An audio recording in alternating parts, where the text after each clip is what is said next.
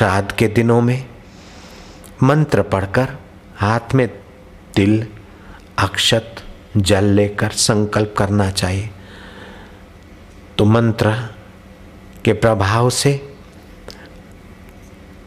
पितरों को तृप्ति होती है, उनका अंतःकरण प्रसन्न होता है, कुल खानदान में पवित्र आत्मा आती है और वे पितर तृप्त होते हैं।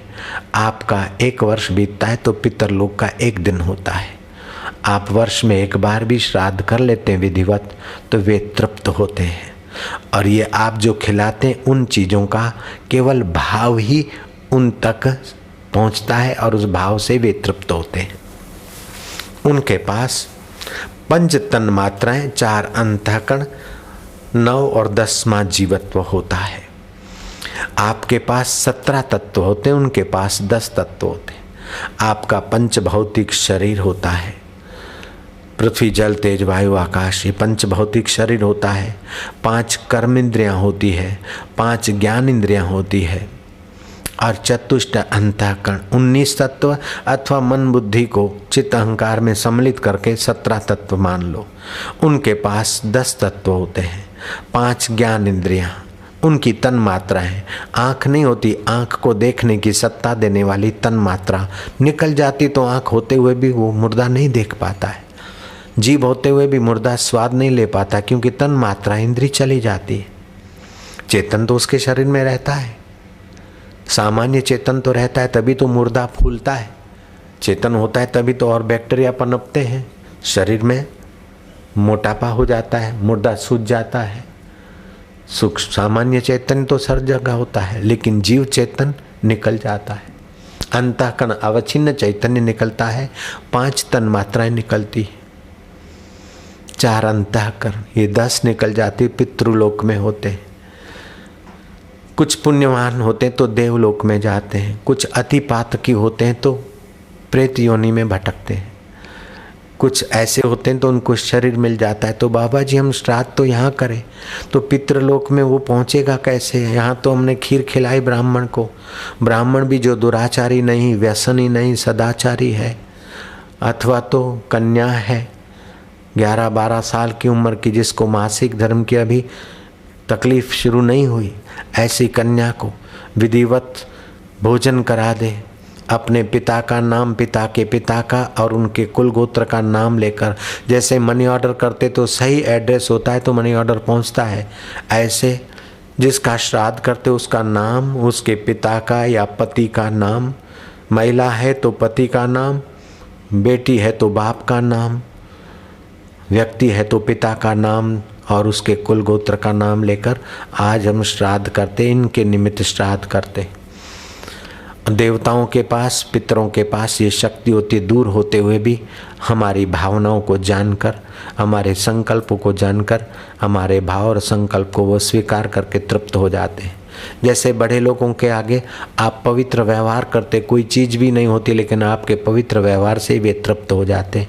ऐसे श्राद्ध कर्म उनके निमित्त करते हो, वो तृप्त हो जाते हैं, उनका आंशिक सूक्ष्म भाग उनको मिलता है।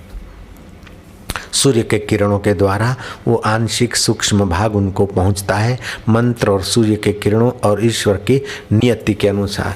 बोले महाराज यहाँ खिलाए और वहाँ कैसे मिलता है?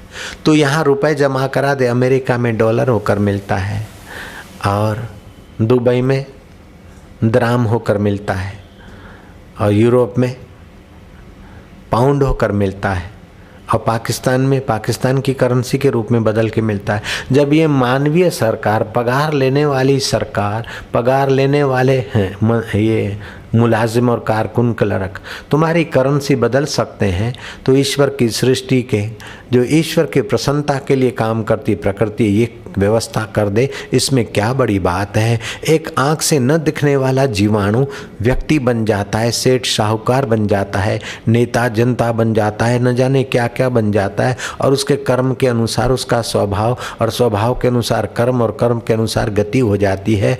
प्रकृति कितनी सूक्ष्म और कितनी सचोट व्यवस्था करती है, वो कर्मों की गति जानना जोगियों के लिए भी गहन है। आपको तो ये बात में संदेह नहीं करना चाहिए कि कैसे मिलता होगा। भगवान राम ने श्राद्ध किया पुष्कर में कंदमूल से और अयोध्या गए तो फिर खीर पूरी आदि जो भी व्यंजनों से किया।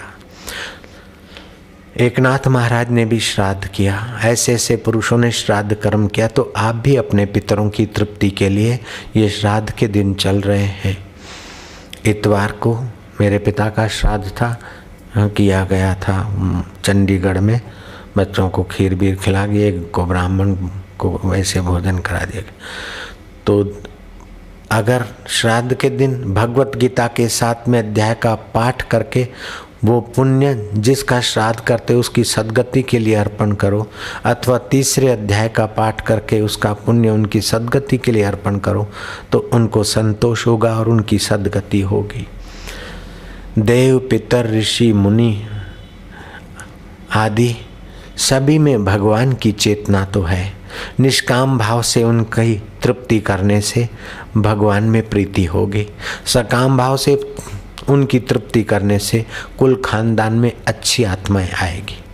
ये मंत्र लिखना चाहो तो लिख सकते हो, नहीं तो ऋषि प्रसाद में पढ़ लेना मैगजीन में। देवताभ्य पितृभ्यश्च महायोगीभ्य एवच नमः स्वाध्यायी स्वाहायै नित्यमेव नमो नमः। ये मंत्र पढ़कर ब्राह्मण के हाथ में जल और चावल देकर ये संकल्प करवाना चाहिए। फिर से बोलता हूँ, देवताभ्य पितृभ्यश्च महायोगीभ्य एवच नमः स्वाध्यायी स्वाहा यही नित्यमेव नमो नमः। 3री बार बोलता हूँ, देवताभ्य पितृभ्यश्च महायोगीभ्य एवच नमः स्वाध्यायी स्वाहा यही नित्यमेव नमो नमः। कैसेट में भी आ गया होगा, आपने भी लिख लिया होगा। इस प्रकार श्राद्ध करने से भगवान ने 5000 वर्ष पहले गीता में जो बात कही वो आप उच्चारण करेंगे। यान्ति देवव्रता देवान यान्ति देवव्रता देवान पितृयान्ति पितृव्रतान् पितृयान्ति पितृव्रतान् भूतानि यान्ति भूतेजा भूतानि यान्ति भूतेजा यान्ति मध्याजिनोपिमाम् यान्ति मध्याजिनोपिमाम्। देवताओं का पूजन करने वाले देवताओं को प्राप्त होते हैं, पितरों का पूजन करने वाले पितरों को और भूत प्रेतों का पूजन करने वाले भूत प्रेतों को, परंतु मेरा पूजन करने वाले मेरे को ही प्राप्त होते हैं। प्रतिमा में, मंत्र में, तीर्थ में, देवता में, गुरु में जिसकी जैसी बुद्धि होती है, भावना होती है, उसे ऐसा फल मिलता है। अब पूजन पितरों का करे, लेकिन पितृलोक में जाने की इच्छा से पूजन करता है तो मरने के बाद पितृलोक में जाएगा। लेकिन पितरों की भलाई के लिए करता है, निष्काम भाव से करता है, कर्तव्य बुद्धि से करता है, भगवान की प्रसन्नता के लिए करता है, तो हृदय प्रसन्न होकर उसके हृदय में भगवान प्रकट होंगे। भूत प्रेत की सद्गति के लिए कुछ कर ले तो ठीक है, लेकिन भूत प्रेत मुझे ये दे दे, मुझे वो दे दे, और भूत प्रेतों का भगत बन जाता है तो मरते समय फिर वो भूत प्रेत की योनि में जाता है।